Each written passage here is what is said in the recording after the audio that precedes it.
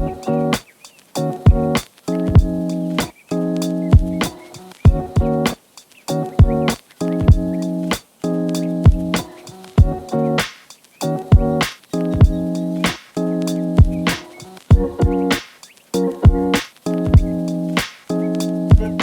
everyone, Larry Chen here. We are at Gridlife Midwest at Gingerman Raceway.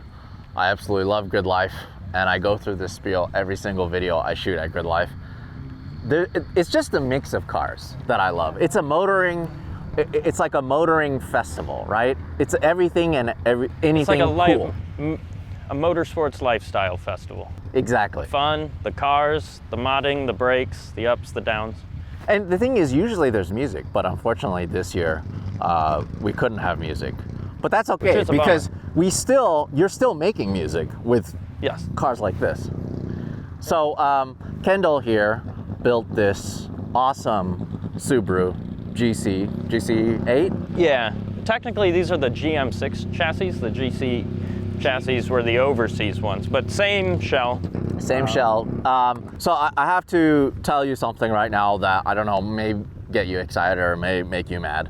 But my first ever car feature that I've ever shot, I've shot a lot of them, by the way, was Mike Warfield's G-Stig. Yeah.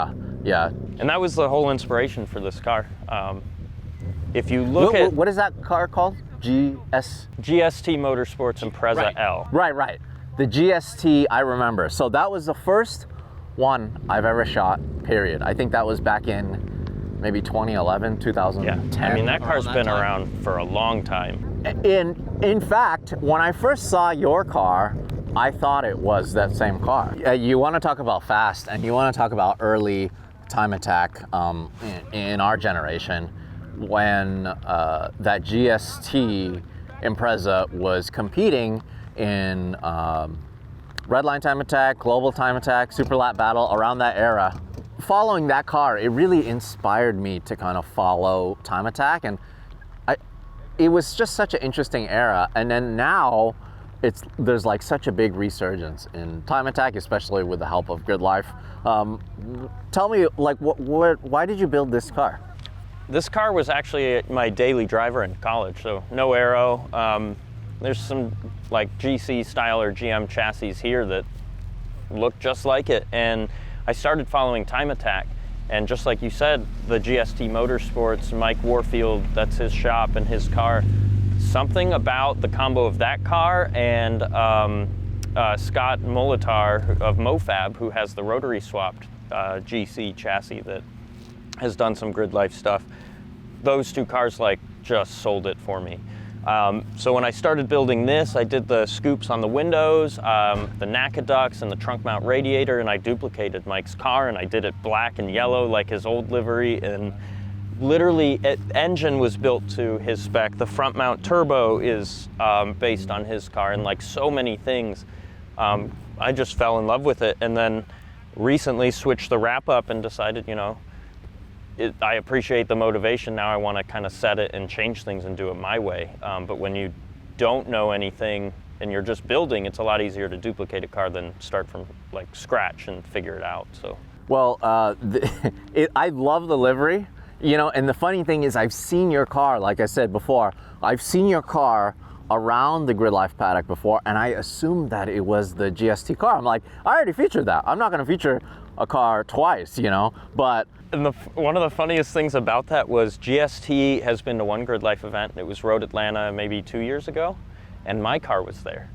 And GST on like the Friday before anyone got to the festival ran the first session, set the week, like the fastest time of Gridlife up to that point, and blew the engine up.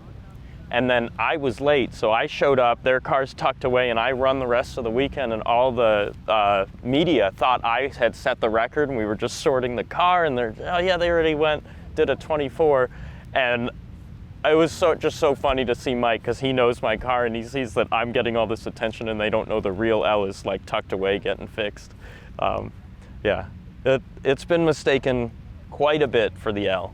Hopefully now this wrap sorts it out. Oh yeah, it definitely. It's loud, and it's it kind of I guess, complements the Aero, if that makes sense. Well, and I don't know if you are familiar with the motivation behind the wrap, but this is Eddie Van Halen's guitar. So back in the 70s, he had the Frankenstrat, and it's this exact kind of, I guess, livery for a guitar. And I've always been a Van Halen fan, and just decided, let's throw it together. This will be an easy wrap to do. We just get pinstriping tape and red vinyl and toss it together. And I love it. It came out so good. And he's got 3 different guitars. There's a blue and black version. There's a yellow and black version. So I have another unlimited shell, same shell that I'm building up, and that'll be one of the other colors. So they'll all be kind of a mirror of each other. All right, so let's start with the Aero here. This is the craziest part of this car. Like, what is this? Like, do you actually need this? These stanchions, or? So this wing, I designed this wing from scratch. The uprights, the wing profiles I pulled off of, you can look into wing databases and download wing profiles. So I picked these profiles because they're really low drag. You can see they're not very sharply angled, and I can stack 3 elements and really get a lot of downforce out of a low drag setup. But what I didn't counter is when I did the math on all of the loading in Aero profile, I designed uprights to withstand that loading. What I didn't predict is if you have any wing side load or wind side load on these huge end plates, the moment you get that angle on these uprights, they will bend. And I found that out at Road Atlanta going down the straight when it actually broke the uprights and this wing slammed into the trunk. And like, it was wild for how thick this aluminum is. It just accordioned it. So this is a very temporary countermeasure until IAG is going to cut some thicker ones, and we're going to make smaller triangles just to make it more stout. And then these won't need to be there anymore. But this is just to keep it from... And I've seen people run them this way too, yes. right? Yeah, and the one problem is I can't get the trunk off. That was the original plan. And this was mid-event, so I had these cut like long before it even failed. I knew that I didn't put a lot of safety factor into the old uprights. So these have more safety factor, and just to make sure nothing went wrong, I threw these on, just got some Home Depot aluminum and made it work. So no, not the greatest aerodynamics aspect there, but temporary fix, no temporary problem. fix, Yeah. Get the car going. Is this what I think it is? It's air jacks. So every car needs air jacks. It does, so we've got the air jacks front and rear on all 4 corners there. Dude, sir, you don't have a real race car unless you have air jacks. It's the best thing in the world. It's so cool. It's expensive, but after you buy it, you'll never go back. So this also has a rear radiator setup? Yes. So just like the GST car, it's not exactly the same, but you've got the big scoops and you've got NACA ducts. And I had talked to Mike Warfield about why I didn't used to have these NACA ducts, and he didn't used to have the NACA ducts on his first iteration. And these get a lot of mass flow, but not a lot of velocity. And these get very little mass flow, but a lot of velocity. And they all come back here and plumb into a big box together, so you can get all of the above. Like, what's this little NACA duct for? It's no longer in use, but it goes to my helmet. So when it's on a hot day, I can actually plumb cool air and make sure I'm not overheating. And that was a combination of, this broke last event, I'm not sure how, but this was another one that ran and actually blew kind of at my body. So it's the ghetto cool suit kind of thing. You're going too fast, that's what happened. Yeah. But like, did you design all of the Aero yourself? Yeah, so actually the front splitter's off James Houghton's car. So I had bought that from him and we fabbed it up.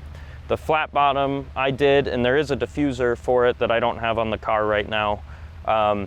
Just trying to balance the wing and the diffuser, and it's a lot easier to mess with the wing than take a diffuser on and off. This is pretty crazy. Like, I could see, like, the cooling system, you could see everything here. Yeah, so you can see into the radiator, and the diffuser and the rear lip design were actually intentional based on the box. So I'm trying to pull a vacuum between here, so the diffuser comes up to make this void to help pull the air across the cooling system. And that helped a lot. And this whole cooling system, I'm like 5 years into getting it right. And when it does run right, you turn all the boost up and this car never overheats.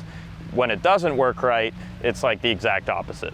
So, what is this Slumdog? Is that the name of the car, Slumdog Millionaire? Yeah, so it was in college. I built this car sophomore year of college as a drag car, and I got it to do like a 10.9 in the quarter mile, and the car looked like shit. Like the paint was, the clear coat was gone. It looked terrible, but under the hood, it looked, I mean, not how it does now, but you could tell there was a lot of money under the hood and in the mechanical aspects of the car.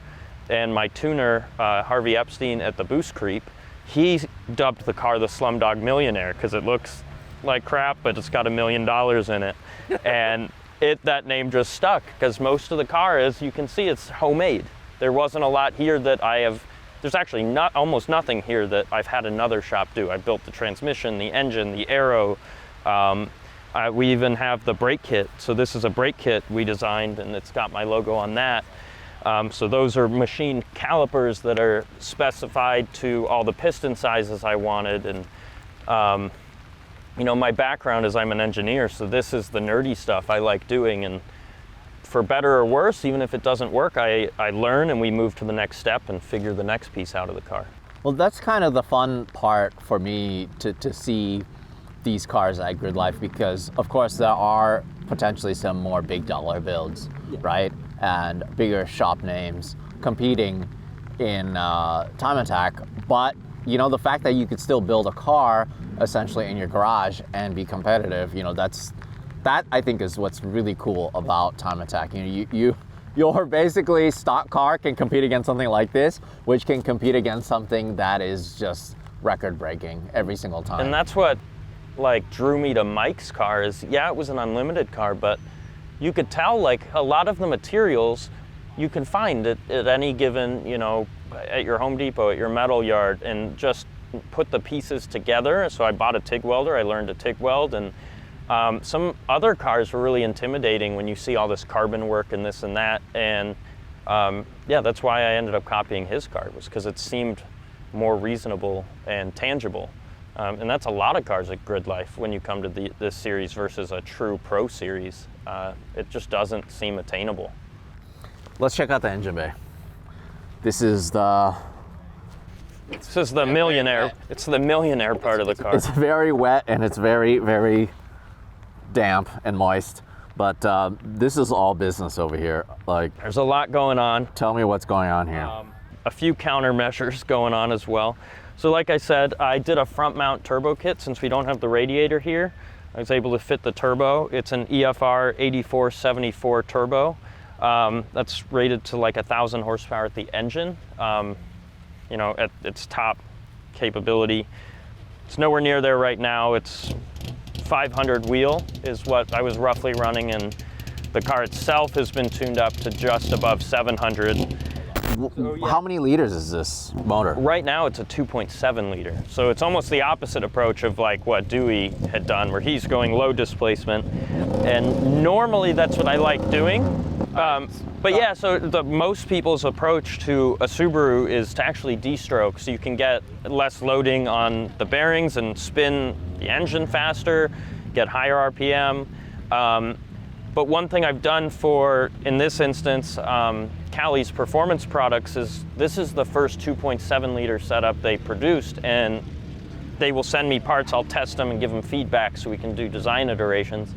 So I have the stroker stuff and I have a de-stroker setup, and this one just happens to be the stroker. And it's in and out. I'll have a 2.3 liter in, or I'll have a 2.7. But yeah, so right now it's a 2.7 liter with the Daily Engineering dry sump. Right now, one of our quick mods was a top mount radiator to add on to the trunk mount setup. So I'm cooling up here as well with a shifter cart radiator core. Whoa, okay, because usually yeah, that's not an intercooler. Usually the intercooler sits on top of these. Correct, so it's still front mount intercooler, and we got the intercooler pipes running, but yeah, this is basically cooling the coolant that's coming through the turbo. So your turbo is going to induce heat from the system, we'll cool that and then send that back to the radiator. So that was a countermeasure from the last event when we were overheating a little bit, which I don't think that was what solved it, but that was one piece of the shotgun fix, to take some old parts that I've had sitting around, because I ran this way back in the day. Also kind of cleans the engine bay up a little bit. We've got Fortunato 2-way coilovers, which have been awesome. Tuning those, there's like so much range in them. I don't know what other questions. So the actual block itself, it's a US STI. It's a 2.5 liter block with a stroker crank, and then that's right now it has dart and sleeves in it. And like I said, this is one engine we're testing. When I go to the 2.3 liter, I'll be switching. I've got this really awesome IAG block, which is the same one that Dewey has. And I'll be going to the fire ring setup and the closed deck, and I'm really excited for that. But to make it to this event, I had to use an already assembled engine. So but the 2.7 liter engine with this setup, I mean, it's obviously tuned down a little bit. Yes. Just so you can make it. Yeah. Well, what kind of power do you think this could make versus like the 2 liter setup? So I think that, I mean, they'll make the same power, they'll make them in different places. This will have more low end, especially like on Dewey's car, we have the same turbo, exact same turbo. I will make the power more down low and he'll be able to rev. So that is, in my opinion, a little better for a road course scenario, wider power band. But this should get you out of a corner sooner. But yeah, rough, maybe 700, mid 700s at full tilt. The one thing I'm not a fan of with the strokers, you have to mill out in the block just to let the rods pass around, and it's taken a lot of support out of the mains.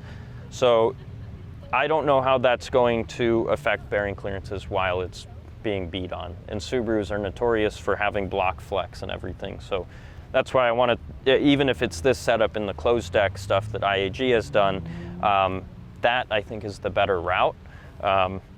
It's just hasn't got there. This was an engine that was together, so.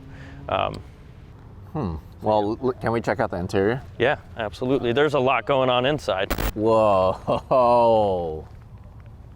Sir, this is like an, oh my God, I don't even. So yeah, who is that? Is that Pamela Anderson or something? What is that? That's my favorite thing that very few people see when you're sitting from this side, and I put in the air shifter stuff like a day ago, so it's blocking it, but it's some skateboard grip tape, and then it says enjoy, and I always have the ladies on the other one, so that gets replaced with a new theme every year, and you get a good view from the driver's seat.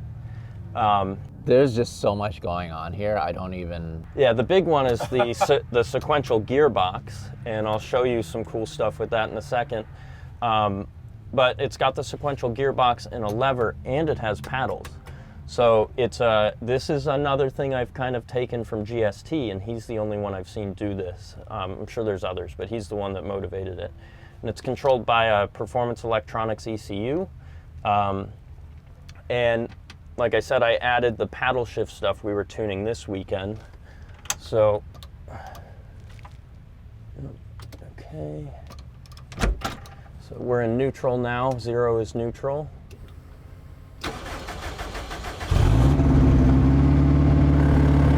So it's got the air compressor there. And one neat thing with the paddles, so it'll move the lever for me, but it'll also rev it. What? No way. Wait, do that again? Let me there we go. What? So it'll work as, if you get this over here, I don't know if you can get over here for the throttle, but you'll see why is it doing that? So on a downshift, you need to rev match and basically bring the RPMs up. So it'll bring them up, and on an upshift, you need to reduce the torque on the engine, so you want to ignition cut so I can turn the car off. Wow. So each one goes a different way with the engine. This is some wizardry. This is so cool. Like, I mean, I've seen air shifting systems. I've seen. And usually you don't have the lever in the car. Yeah. For example, like I had a chance to shoot my buddy Rob Parsons, who raced up Pikes Peak with hand controls, right? And then so he has an air shifter system, but obviously he doesn't need the lever. He just shifts with his thumb. But that's pretty cool so why would you need both though? So a lot of the guys who will run Pikes Peak, Pikes Peak's really demanding. So especially on an air shift setup, it can be unreliable when you're changing the elevation that much. So some will run a hydraulic system. The other alternative is to just have a redundant setup. So instead of air actuating the shift rod, I have a lever hooked to that shift rod, and I have the air cylinder down below hooked to the same thing. So when there's no air pressure, this still works exactly as if none of that existed. And when you do paddles, it works as if this doesn't exist. And they're on their own, I can show you that. They're on their own setup tuning-wise. So this will raise the throttle as well, and I can turn the car off with the lever. Wow. And it's got a strain gauge wired in, so it's looking for what force is on the lever. That is so neat. And so what, for you personally, as a driver, do you just shift on the wheel then? Well, this weekend was the first time, like I said, I have, it didn't get gutted. There's an air compressor back behind there. That air compressor blew up last year. I bought some cheap eBay one and it lasted like 10 minutes. Don't buy eBay parts, that was that lesson. So I bought a good air shift, or it's actually an air suspension compressor, and built my own tank and just tossed it in the car for this event. We started tuning, and there's more to tune, and it is fun to do the paddles. They're not quite sorted yet as far as it's working, but it's very slow right now. So the lever is sorted, so I was shifting with the lever most of the time, and we took some data for the paddles, and we'll keep refining that. So it'll get there, not there yet. Ideally, I want all paddle. I think it's so cool that you're doing like this kind of stuff. It's this is a garage build still. Yeah, You no, know, it definitely and you're doing all this fun stuff. I mean, this is what makes you happy, you know, and hopefully eventually you'll be breaking records. But the point is that you're still out here, you're still having fun, you're still driving with your friends, and you're still building things that you love. It's very cool to see. Thank you so much. Yeah, I mean, and that's been one thing that this year in particular definitely changed the mindset. I've been the guy who comes to the track before, and you show up with something like this, and people expect you to do some crazy stuff, and you only leave disappointed. And now it's just kind of what you're saying. I'm here to tinker and have fun. If I learn something and go fast, great. If not, I'm at the track with my friends, and that's what it's about, having fun. It doesn't matter what you bring to the track. Yeah, definitely. Amen to that. That is awesome. Cool. Well, thank you so much for showing us your build. I'm so glad. I think it might have stopped raining for like 2 seconds. I'm completely wet. I use my hat as a shield for my camera. But I gotta grab you a sticker. I definitely want a sticker. I gotta add you with Harvey here on the windshield. All right, here we go. Awesome. Thank you so much, Kendall. Thank you. Your car's awesome, and hopefully it inspires other people to build their really cool cars or time attack cars in their garage. Yeah, this is like so inspiring. It's just awesome to see. Little Wang. Little Wang. Little Wang. I hope you got that on the back. Oh, it's got Big Wang, yeah. Little Wang. It has Little Wang and then really Big Wang. On the underside of the wing, it's very subtle. Big Wang, Little Wang, and new driver. New driver, please be patient. I like that. If you guys want your own Larry Chen Peaker sticker or your own Hoonigan autofocus sticker, just like on Kendall's awesome Subaru, definitely check out our Etsy store. We sell prints on there, and then every single print, oh, drifting. Oh, there he goes. Every single print comes with stickers, and it helps support us, helps support Hoonigan Autofocus. We just love shooting cars, and we love kind of showing you guys these builds. So the URL is etsy.com/shop/Larry Chen Photo. Every single print comes with stickers. Thanks again for watching, and we'll see you in the next video.